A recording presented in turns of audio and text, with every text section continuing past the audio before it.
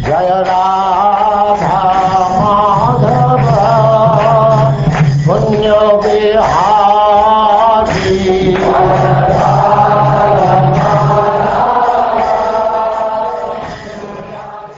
And now we begin the 9th canto, chapter 1, King Sudyumna becomes a woman.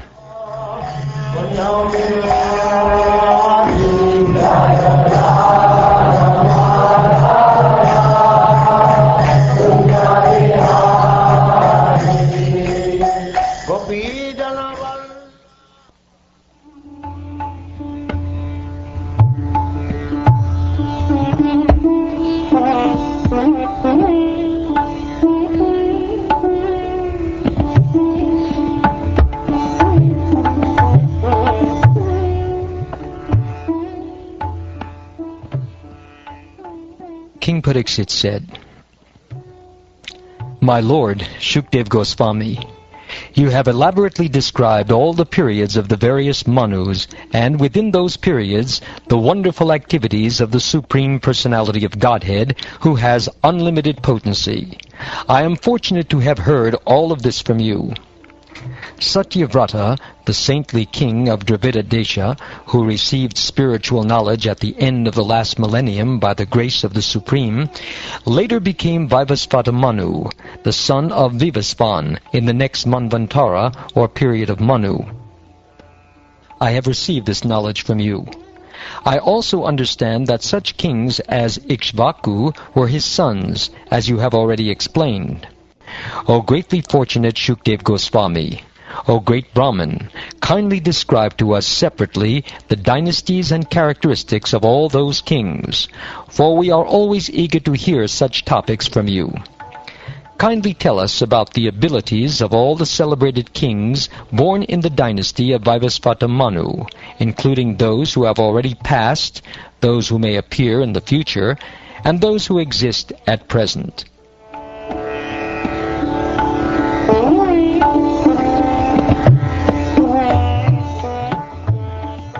Sutta Goswami said, "When Shukdev Goswami, the greatest knower of religious principles, was thus requested by Maharaj Pariksit in the assembly of all the scholars learned in Vedic knowledge, he then proceeded to speak.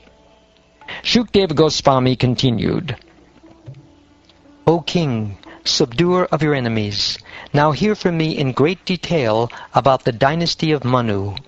I shall explain as much as possible, although one could not say everything about it, even in hundreds of years.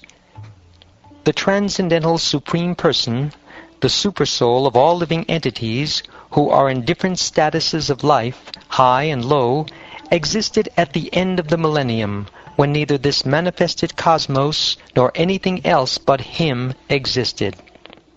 O King Pariksit, from the navel of the Supreme Personality of Godhead was generated a golden lotus, on which the four-faced Lord Brahma took his birth. From the mind of Lord Brahma, Marichi took birth, and from the semen of Marichi, Kashyapa appeared from the womb of the daughter of Daksha Maharaj. From Kashyapa, by the womb of Aditi, Vivasvan took birth. O King, best of the Bharat dynasty, from Vivasvan, by the womb of Samgya, Shradadeva Manu was born. Shradadeva Manu, having conquered his senses, begot 10 sons in the womb of his wife Shraddha. The names of these sons were Ikshvaku, Nriga, Sharyati, Dishta, Drishta, Karushika, Narishyanta, Rishadra, Nabaga, and Kavi. Manu at first had no sons. Therefore, in order to get a son for him, the great saint Vasishta, who was very powerful in spiritual knowledge, performed a sacrifice to satisfy the demigods Mitra and Varuna. During that sacrifice, Shraddha, Manu's wife, who was observing the vow of subsisting only by drinking milk, approached the priest offering the sacrifice, offered obeisances to him, and begged for a daughter. Told by the chief priest, "Now offer oblations," the person in charge of oblations took clarified butter to offer. He then remembered the request of Manu's wife and performed the sacrifice while chanting the word Vashat. Manu had begun that sacrifice for the sake of getting a son, but because the priest was diverted by the request of Manu's wife, a daughter named Ila was born. Upon seeing the daughter, Manu was not very satisfied. Thus he spoke to his guru, Vasishta, as follows. My lord, all of you are expert in chanting the Vedic mantras. How then has the result been opposite to the one desired? This is a matter for lamentation. There should not have been such a reversal of the results of the Vedic mantras. You are all self-controlled, well-balanced in mind, and aware of the absolute truth. And because of austerities and penances, you are completely cleansed of all material contamination. Your words, like those of the demigods, are never baffled. Then how is it possible that your determination has failed?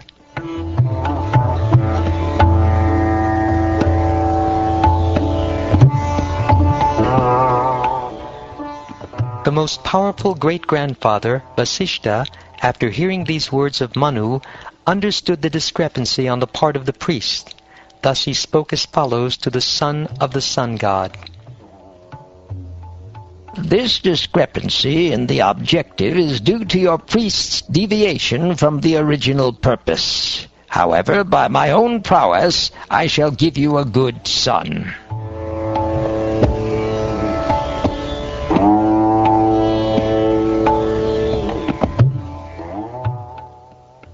O King Parikshit, after the most famous and powerful Vasishta made this decision, he offered prayers to the Supreme Person, Vishnu, to transform Ila into a male.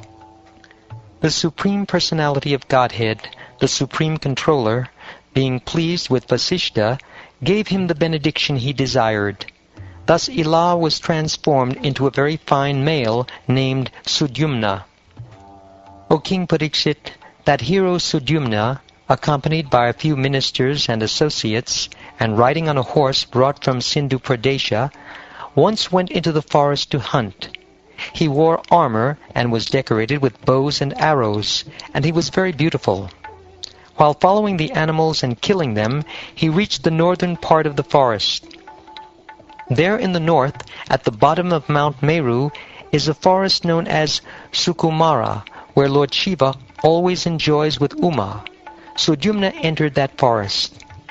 O King Parikshit, as soon as Sudyumna, who was expert in subduing enemies, entered the forest, he saw himself transformed into a female, and his horse transformed into a mare.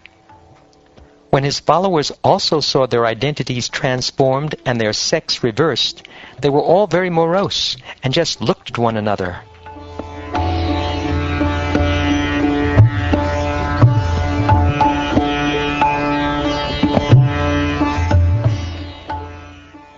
Maharaj Parikshit said, O most powerful Brahmin, why was this place so empowered, and who made it so powerful? Kindly answer this question, for I am very eager to hear about this. Great saintly persons who strictly observed the spiritual rules and regulations, and whose own effulgence dissipated all the darkness of all directions, once came to see Lord Shiva in that forest. When the goddess Ambika saw the great saintly persons, she was very much ashamed, because at that time she was naked.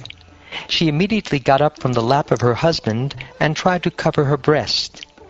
Seeing Lord Shiva and Parvati engaged in sexual affairs, all the great saintly persons immediately desisted from going further and departed for the ashram of Naranarayan. Thereupon, just to please his wife, Lord Shiva said, Any male entering this place shall immediately become a female. Since that time, no male had entered that forest. But now King Sudyumna, having been transformed into a female, began to walk with his associates from one forest to another. Sudyumna had been transformed into the best of beautiful women, who excite sexual desire, and was surrounded by other women. Upon seeing this beautiful woman loitering near his ashram, Buddha, the son of the moon, immediately desired to enjoy her. The beautiful woman also desired to accept Buddha, the son of the king of the moon, as her husband. Thus Buddha begot in her womb a son named Pururava. I heard from reliable sources that King Sudyumna, the son of Manu, having thus achieved femininity, remembered his familial spiritual master, Vasishta. Upon seeing Sudyumna's deplorable condition, Vasishta was very much aggrieved. Desiring for Sudyumna to regain his maleness, Vasishta again began to worship Lord Shankara, or Shiva. O King Pariksit, Lord Shiva was pleased with Vasishta. Therefore, to satisfy him and to keep his own word to Parvati, Lord Shiva said to that saintly person, "Your disciple Sudyumna may remain a male for 1 month and a female for the next. In this way he may rule the world as he likes." Thus being favored by the spiritual master, according to the words of Lord Shiva, Sudyumna regained his desired maleness every alternate month, and in this way ruled the kingdom, although the citizens were not satisfied with this. O king, Sudyumna had 3 very pious sons named Utkala, Gaya, and Vimala, who became the kings of the Dakshinapata.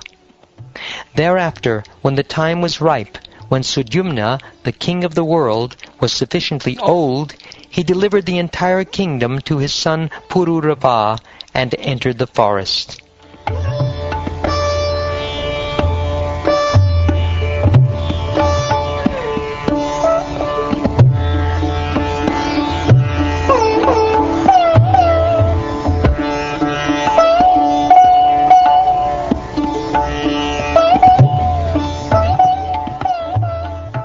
Thus ends the first chapter of the 9th canto of the Srimad Bhagavatam, entitled King Sudyumna Becomes a Woman.